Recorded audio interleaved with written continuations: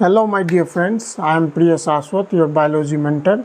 In the previous class, we have discussed about the skeletal connective tissue that comes under the specialized connective tissue. That specialized connective tissue is categorized into two parts. One is a skeletal connective tissue and other is fluid connective tissue. In a skeletal connective tissue, we have studied about cartilage and bone. In the previous lecture, we have completed the bone and full skeletal connective tissue. Now we will further study about the fluid connective tissue, that is also known as vascular connective tissue. So let us now start fluid connective tissue.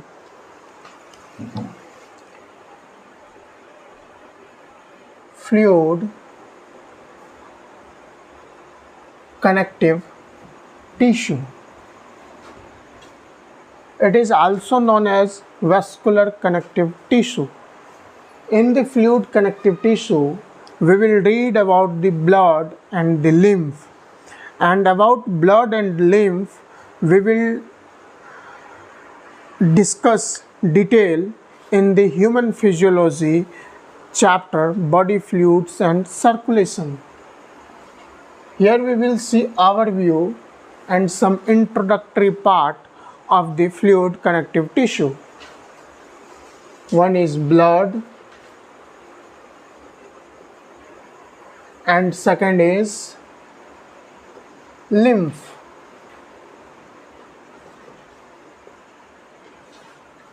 As we know that blood is made up of two parts. One is blood plasma and second is formed elements. Blood जो है दो part से बना होता है. एक होता है ब्लड प्लाज्मा, जिसको प्लाज्मा भी कहते हैं, और दूसरा होता है फॉर्म्ड एलिमेंट्स. ब्लड प्लाज्मा में होता क्या है, several types of proteins present रहते हैं, जिसका डिफरेंट फंक्शंस है. इम्यूनोग्लोब्युलिन का फंक्शन है इम्यून सिस्टम प्रोवाइड करना. फिब्रिनोजेन का फंक्शन है क्लॉटिंग फैक्टर प्रोवाइड करता है. एल्बुमिन का फैक्टर है, एल्बुमिन प्रोटीन का काम है ऑस्मोटिक बैलेंस करना. ग्लोब्युलिन प्रोटीन का काम है defence mechanism of the body को मेंटेन रखना. वो सारे प्लाज्मा प्रोटीन्स में हम लोग पढ़ेंगे. प्लाज्मा के प्रोटीन्स, एक्चुअली ब्लड का 55% पार्ट जो होता है वो प्लाज्मा होता है. और उसके बाद फॉर्म्ड एलिमेंट्स में हम लोग तीन चीज़ पढ़ते हैं. Erythrocytes, that is known as red blood cells और red blood corpuscles. Second one is leukocytes, that is the white blood corpuscles और white blood cells. And the third one we will read in the formed elements, that is the platelets which is also known as thrombocytes.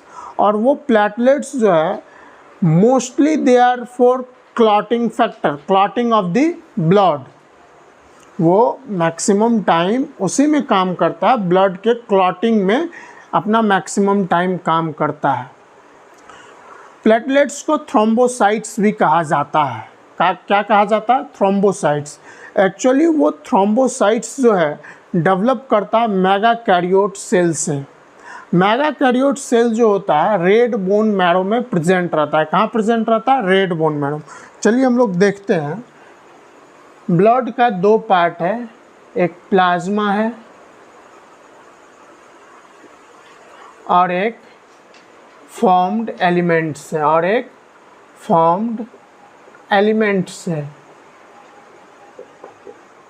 इस formed elements में तीन चीज़ हम पढ़ते हैं. पहला है erythrocytes,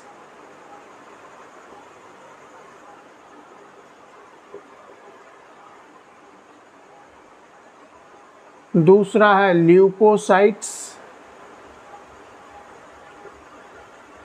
erythrocytes को आरबीसी भी कहते हैं, ल्यूकोसाइट्स को डब्ल्यूबीसी भी कहते हैं. और थर्ड वन है प्लेटलेट्स.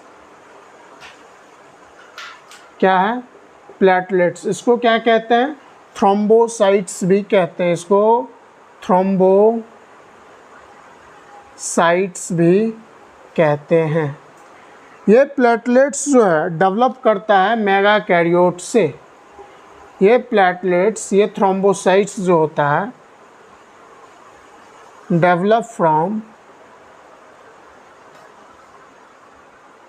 मेगा कैरियोट सेल से। और ये मेगा कैरियोट सेल कहाँ प्रेजेंट रहता है? प्रेजेंट इन, OCNCERT लिखा है present in bone marrow, but it is present in the red bone marrow. Present in red bone marrow. Previous lecture में हम लोगों ने बोन मैरो का दो कैटेगरी देखा था। एक कैटेगरी हम लोगों ने देखा था रेड बोन मैरो और दूसरा कैटेगरी देखा था yellow bone marrow. Red bone marrow जो होता है epiphysis region, either proximal epiphysis और डिस्टल इपीफाइसिस, उस स्पॉन्जी बोन्स में प्रेजेंट रहता है रेड बोन मैरो। और बताए थे स्पॉन्जी बोन्स में जो होता है हैवर्सियन कैनाल एब्सेंट होता है। क्या होता है? हैवर्सियन कैनाल एब्सेंट होता है। बोन का हम दो कैटेगरी देखे थे on the basis of its texture, one is compact bone, other is spongy bone. Spongy bones में रेड बोन मैरो प्रेजेंट रहता है और कॉम्पैक्ट बोन जो कि डायाफाइसिस या सॉफ्ट रीजन में प्रेजेंट रहता है, वहाँ येलो बोन मैरो होता है। येलो बोन मैरो भी ब्लड सेल्स का प्रोडक्शन कर सकता है in case of emergency, that is when there is excessive loss of blood. समझ में आ रहा है? Excessive loss of blood. और इस प्लेटलेट्स का जो होता है नंबर कितना होता है इसका? 1.5 लाख से 3.5 लाख। 1.5 लाख से इसका नंबर जो होता है 1,50,000 to 3,50,000 इसका नंबर रहता है। और इस प्लेटलेट्स का लाइफ स्पैन कितना होता है? 1 वीक होता है। लाइफ स्पैन कितना होता है? 1 वीक होता है। ठीक है, 1 वीक होता है इसका लाइफ स्पैन। ठीक है, इसको राइट डाउन कीजिए। ब्लड जो है मेन सर्कुलेटिंग टिश्यू है जो कि वेरियस सब्सटेंस को ट्रांसपोर्टेशन में प्रोवाइड करता है। Main circulating tissue, main circulating tissue helps in transportation of various substance। Blood का पीएच कितना होता है? ब्लड का पीएच जो होता है 7.4 होता है। पीएच जो होता है 7.4 होता है, that is slightly alkaline in nature. क्या होता है? स्लाइटली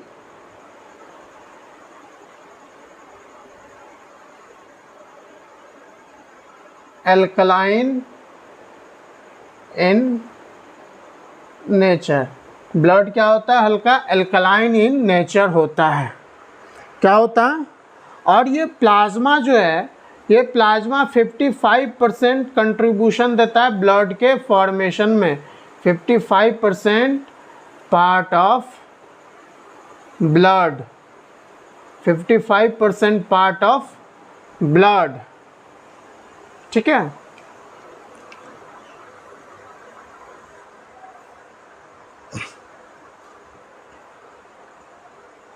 इसका कलर कैसा होगा? पेल येलो होगा, पेल येलो कलर का होगा। इसमें सेवरल टाइप्स ऑफ प्रोटीन्स भी प्रेजेंट रहते हैं, बहुत सारे प्रोटीन्स भी प्रेजेंट रहते हैं।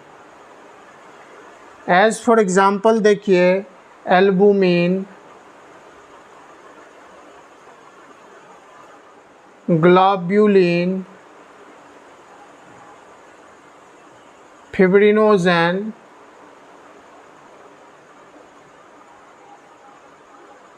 इम्यूनोग्लोबुलिन,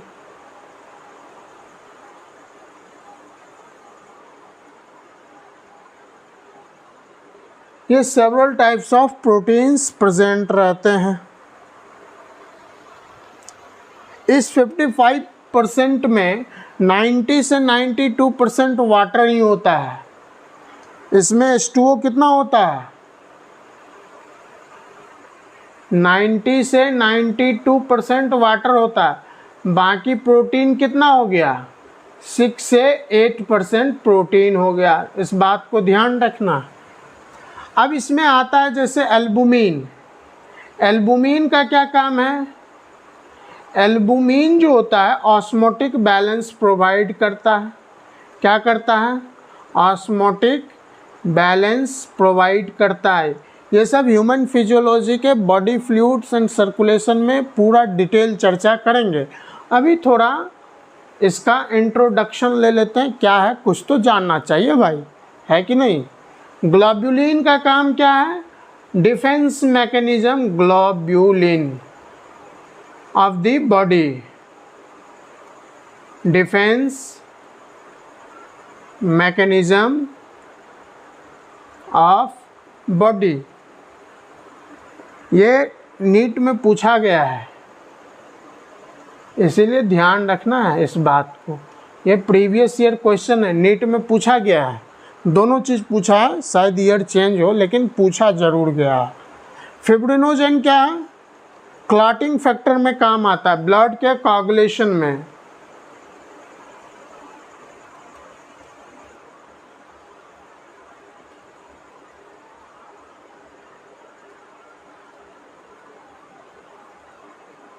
और ये प्रेजेंट कहाँ कैसे रहता है? इनएक्टिव फॉर्म में प्रेजेंट रहता है। Present in inactive form, inactive form में प्रेजेंट रहता है। इनएक्टिव फॉर्म में प्रेजेंट रहता है। एक चीज़ बॉडी फ्लूइड्स एंड सर्कुलेशन में भी चर्चा करेंगे। ब्लड को अगर उसमें कोगुलेशन फैक्टर, क्लॉटिंग फैक्टर हटा दिया जाए तो वो सीरम बन जाता है। Blood without clotting factor is known as serum. मतलब ब्लड में से फिब्रिनोजेन या जो भी क्लॉटिंग फैक्टर है उसको हटा दें तो क्या बन जाता है? सीरम बन जाता है। तो ये भी लिख लीजिए, blood minus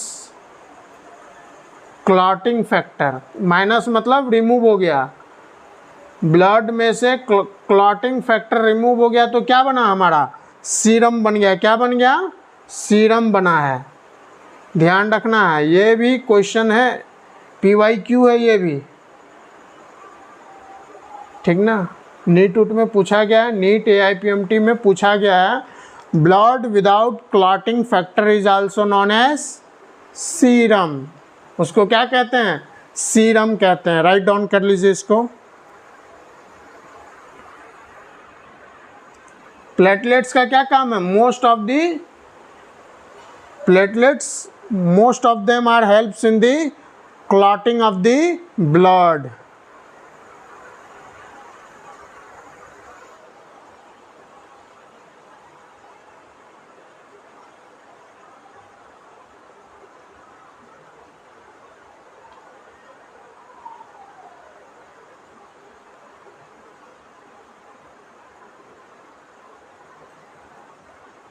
clotting of blood, ठीक है, इस चीज़ को ध्यान रखना। तो प्लेटलेट्स को क्या कहते हैं? Thrombocytes, and that thrombocytes is develop from the megakaryocyte cell which is present in the red bone marrow या बोन मैरो, ठीक है। मेगाकैरियोट सेल जो होता है रेड बोन मैरो में एक लार्ज सेल है, ठीक है। क्लैरिटी है। और इरिथ्रोसाइट्स, ल्यूकोसाइट्स, इसको डिटेल ह्यूमन फिजियोलॉजी में देखेंगे। कुछ कुछ पॉइंट इरिथ्रोसाइट्स का देख लेंगे। उसमें क्या देखेंगे? जब हमारा body shortage of oxygen level से जूझ रहा है, when our body suffers from the shortage of oxygen level, then that shortage of oxygen level stimulates our kidney cell to produce erythropoietin hormone, and that erythropoietin hormone stimulates our bone marrow to increase the production of RBC, to increase the production of RBC. और एक खास बात है कि mammals का RBC जो होता है बाइकनकेव इन शेप होता है, लेकिन कुछ ऐसे मैमल्स हैं जैसे कैमल हो गया, लामा हो गया, यहाँ आरबीसी का शेप जो होता है ओवल होता है। और एक बात कि मैच्योर आरबीसी अगर उसमें सेल ऑर्गेनल्स ना हो, just like mature RBC are without cell organelles, that is example nucleus ले लेते हैं हम लोग, अपना एंडोप्लाज्मिक रेटिकुलम ले लेते हैं, माइटोकॉन्ड्रिया ले लेते हैं, ये सब पॉइंट लिखा देंगे, इसको लिख लीजिए, एकदम टू द पॉइंट हम लोगों ने चला है।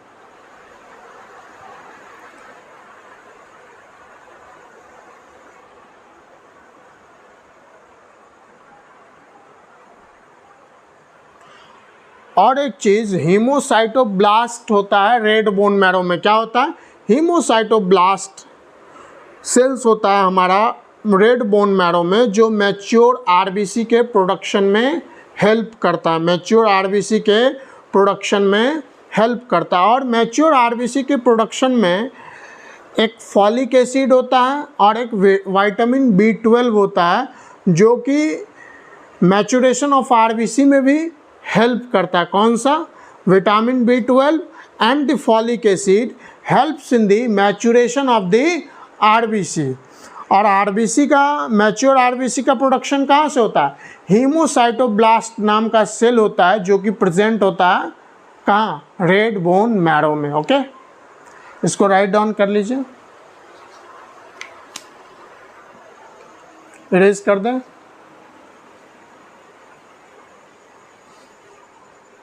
यही लिख लेते हैं हम लोग कुछ पॉइंट एरिथ्रोसाइट्स के बारे में।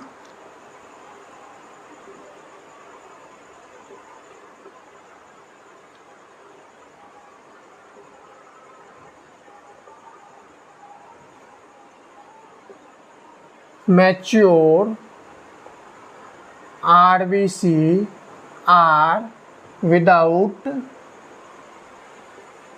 Cell organelles such as nucleus, endoplasmic reticulum, mitochondria। ठीक है, और दूसरा पॉइंट हम देखते हैं हीमोसाइटोब्लास्ट। क्या है? हीमोसाइटोब्लास्ट, हीमोसाइटोब्लास्ट सेल्स होते हैं। ये एक सेल्स है, प्रेजेंट कहाँ होता है? रेड बोन मैरो में present in RBM। RBM means red bone marrow, helps in production of mature RBC red blood cells या corpuscles। ठीक है, और मैच्योर आरबीसी के लिए vitamin B12 and folic acid जो है वो ज़रूरत है। स्टिमुलेट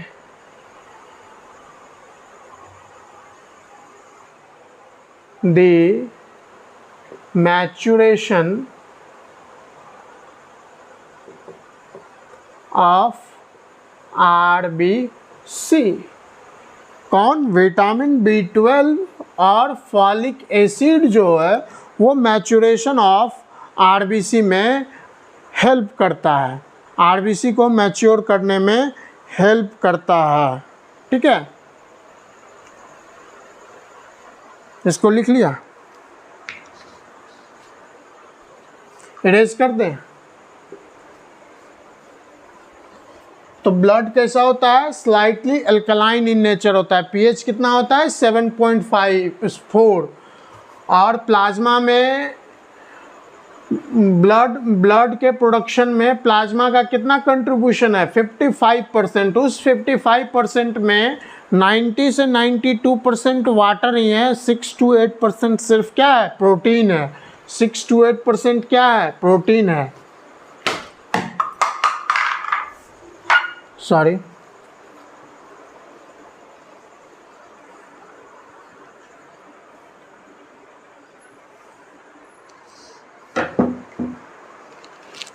एक टर्म हम लोग सीखते हैं, ये पूछा गया है नीट में इसके रिलेटेड। एक्चुअली एरिथ्रोसाइट्स का ही रिलेटेड है, इसीलिए यहीं चर्चा कर लेते हैं। If our body suffers from shortage of oxygen level, अगर हमारा शॉर्टेज ऑफ ऑक्सीजन है तो ये क्या करता है? स्टिमुलेट करता है हमारे किडनी सेल्स को, stimulate the kidney cells to secrete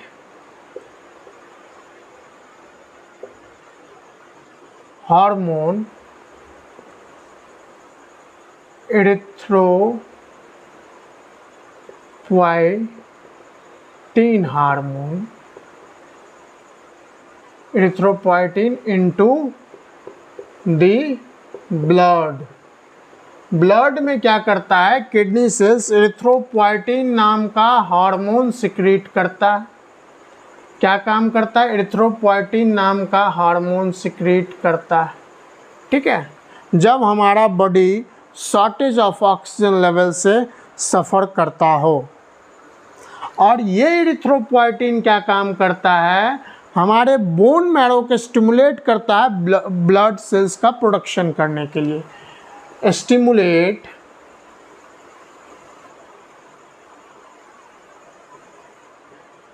bone marrow to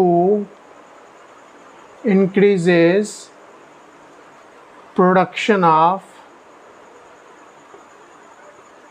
blood। ये क्या काम करता है? हमारे बोन मैरो को स्टिमुलेट करता है कि भाई जल्दी प्रोडक्शन कर ब्लड का। If our body suffers from shortage of oxygen level, ये PYQ एरिथ्रोपोइटिन और RBC के फॉर्मेशन को, है ना, एरिथ्रोपोइसिस भी कहते हैं। फॉर्मेशन ऑफ RBC यानी कि erythrocytes, formation of erythrocytes, formation of erythrocytes को क्या कहते हैं? Erythropoiesis, known as erythropoiesis. उसको क्या कहते हैं? एरिथ्रोपोइसिस कहते हैं। इस चीज़ को ध्यान रखना है, इस चीज़ को क्या करना है? ध्यान रखना है। ठीक है, तो ब्लड को मैचुरेशन प्रोवाइड करने के लिए विटामिन B12 और फॉलिक एसिड ज़रूरत है। तो ये हमारा ए पार्ट कंप्लीट हुआ, ब्लड। ये हमारा क्या कंप्लीट हुआ? ब्लड कंप्लीट हुआ। और थोड़ा सा कुछ देख लेते हैं कि क्लॉटिंग टाइम कितना होता है ब्लड का। 3 to 8 मिनट्स लिख लीजिए, ये सब भी पॉइंट लिख लीजिए। क्लॉटिंग टाइम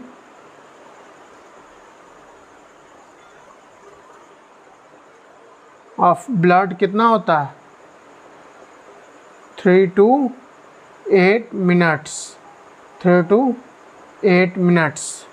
ठीक है, और क्लॉटिंग के लिए जो होता है विटामिन के, इसके लिए विटामिन के जो है एसेंशियल है। विटामिन के इज एसेंशियल। मैचुरेशन के लिए कौन एसेंशियल है? Vitamin B12। और क्लॉटिंग के लिए कौन है? विटामिन के। क्लॉटिंग ऑफ ब्लड के लिए विटामिन के और वहीं मैच्योरेशन ऑफ आरबीसी के लिए vitamin B12 and folic acid are essential for the maturation of blood.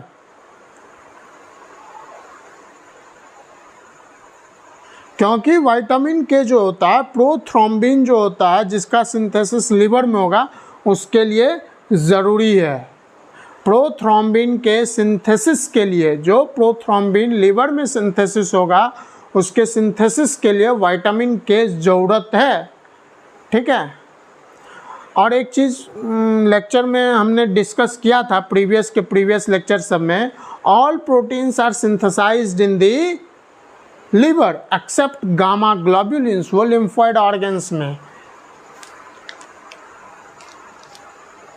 ये विटामिन के क्या है? Essential for synthesis of prothrombin in liver. तभी तो भाई क्लॉट होगा। ठीक है। ये हमारा पूरा ब्लड हुआ। अब उसके बाद हम लिम्फ पे चलेंगे। बी पार्ट हम क्या देखेंगे? लिम्फ में। तो ब्लड में हमने देखा कि दो चीज़ से बना होता है, first is plasma and second one is formed elements. Plasma में several types of protein factors present रहते हैं, एज लाइक एल्बुमिन जो कि ऑस्मोटिक बैलेंस करता है, ग्लोबुलिन जो कि बॉडी के डिफेंस मैकेनिज्म में काम करता है, फिब्रिनोजेन जो कि क्लॉटिंग फैक्टर है, इम्यूनोग्लोबुलिन जो कि इम्यूनिटी प्रोवाइड करता है। और वहीं फॉर्म्ड एलिमेंट्स में तीन कैटेगरी हमने देखा है, तीन पार्ट्स देखा है। One is erythrocytes, second is leukocytes and third one is platelets. Platelets is also known as thrombocytes, and that thrombocytes is developed from the megakaryote cell which is present in the bone marrow, and most of the platelets helps in the clotting of the blood, and the lifespan of the platelets is near about 1 week, and the number of the platelets in the body is 1,50,000 to 3,50,000. That's it. And the process of the formation of erythrocytes is erythropoiesis. If our body suffers from the shortage of the oxygen level, then that shortage of oxygen level stimulates our kidney cell to secrete and produce erythropoietin hormone into the blood, and that erythropoietin hormone increases the stimulate the bone marrow to increases the production of the blood. Okay. And mature RBC without cell organelles are such as nucleus, mitochondria, endoplasmic reticulum. Vitamin K is essential for the clotting of the blood because it is necessary in the synthesis of the prothrombin that synthesized in the liver. That's it about the blood. Now we will discuss the leukocytes in the body fluids and circulation in the detail. That is why we have not focused on the leukocytes, and some points about the erythrocytes we have discussed here. Now we will proceed on the part lymph. Write down कर लीजिए या screenshot ले लीजिए। ये सब important है। Vitamin B12 and folic acid stimulate the maturation of RBC। Okay.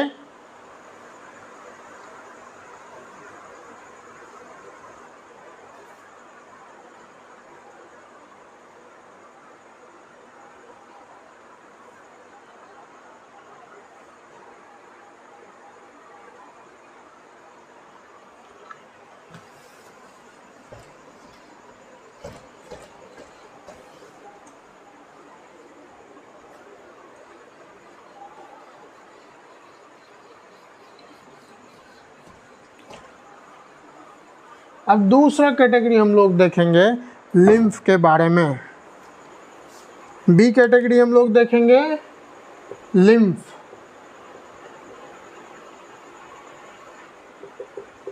या इसी को टिश्यू फ्लूइड भी कहा जाता है, टिश्यू फ्लूइड। ठीक है। लिम्फ जो है दो चीज से बना होता है। One is lymph plasma,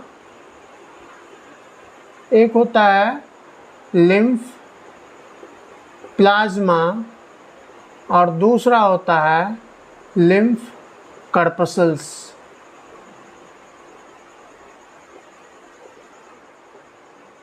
lymph corpuscles, ठीक है।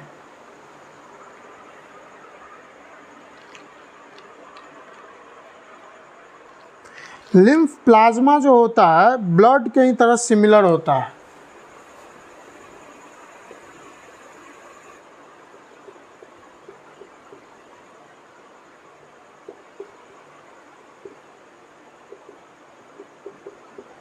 सिमिलर टू दी ब्लड, लेकिन इसमें क्या होता है, प्रोटीन लेस अमाउंट में होता है। जैसे प्रोटीन लेस अमाउंट में होता है एज कंपेयर टू ब्लड, क्योंकि ब्लड में several types of plasma proteins हम लोगों ने देखा था। यहाँ लेस प्रोटीन होते हैं, लेस कैल्शियम आयन भी होगा, लेस कैल्शियम एंड फास्फोरस, ठीक है। लेकिन इसमें ग्लूकोज का अमाउंट हाई होगा, high glucose amount, high glucose amount, ठीक है। ग्लूकोज का अमाउंट हाई होगा।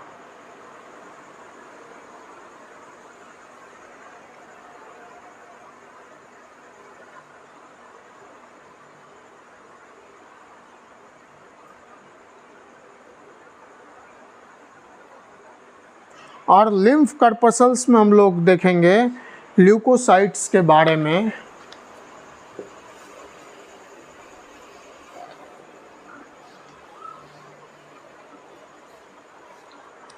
दूसरा हमारा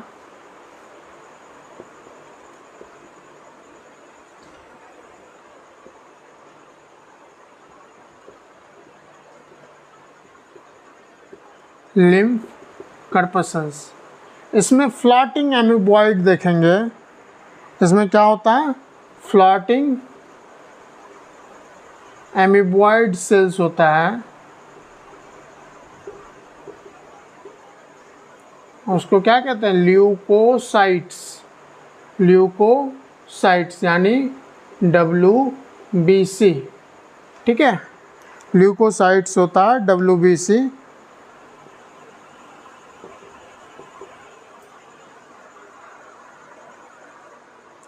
जो कि मोस्टली लिम्फोसाइट्स ही हैं, विच आर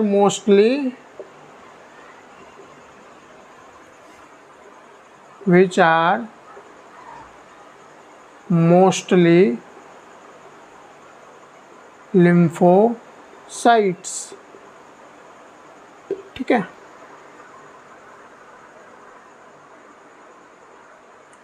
और लिम्फ में एक चीज़ खास बात है कि इरिथ्रोसाइट्स और प्लेटलेट्स दोनों का दोनों एब्सेंट होता है। इसीलिए लिम्फ कर्पसल्स में हम लोगों ने ल्यूकोसाइट्स की चर्चा करा, मतलब कि WBC की चर्चा करा। इसमें इरिथ्रोसाइट्स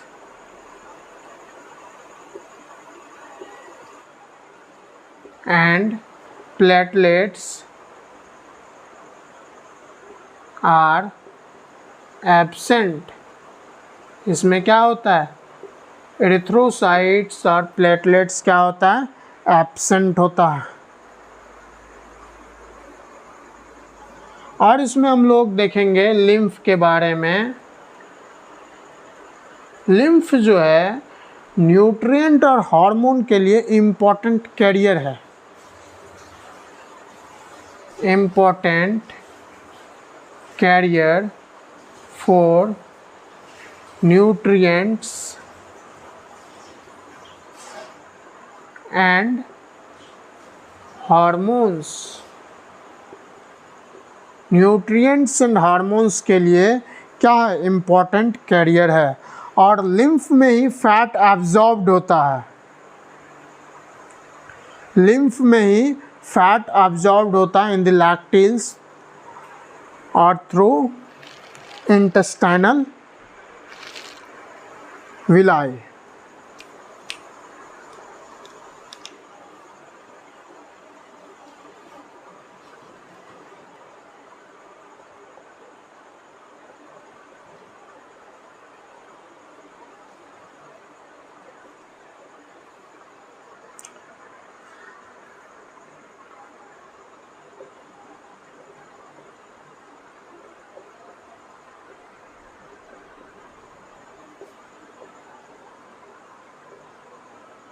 इंटेस्टाइनल विलाई में जो लैक्टिन्स प्रेजेंट रहता है उसी के थ्रू फैट्स एब्जॉर्ब्ड होता है। और ये लिम्फ जो है मिडिल मैन के तरह काम करता है, एक्ट्स एज मिडिल मैन।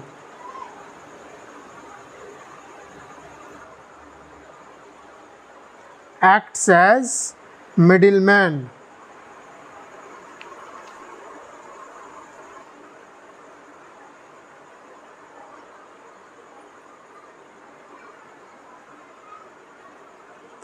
क्यों मिडिल मैन कहा गया है, इस बात पे थोड़ा फोकस करना है, क्योंकि फूड का प्रोडक्शन जो होता है या हार्मोन का जो प्रोडक्शन होता है, ठीक है, वो बॉडी सेल्स तक पहुंचाता है और फिर वहाँ बॉडी से कार्बन डाइऑक्साइड और कुछ अलग मेटाबॉलिक वेस्ट लेता है बॉडी सेल से, ठीक है।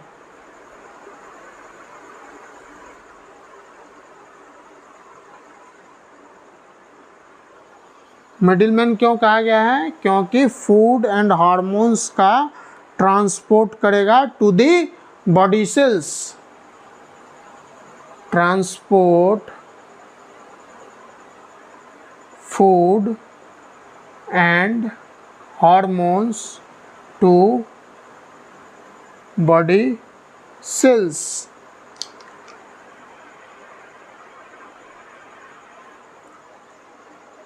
फूड और हार्मोन का तो बॉडी सेल को ट्रांसपोर्ट किया, अब बॉडी सेल से क्या करेगा, कार्बन डाइऑक्साइड CO2 और कुछ मेटाबॉलिक वेस्ट जो है वो बॉडी सेल से ले लेगा and brings out CO2 and metabolic waste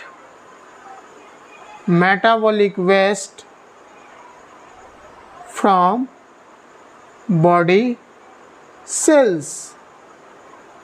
इसी वजह से इसको क्या कहा गया, middle man. Acts as a middle man. कौन, लिम्फ।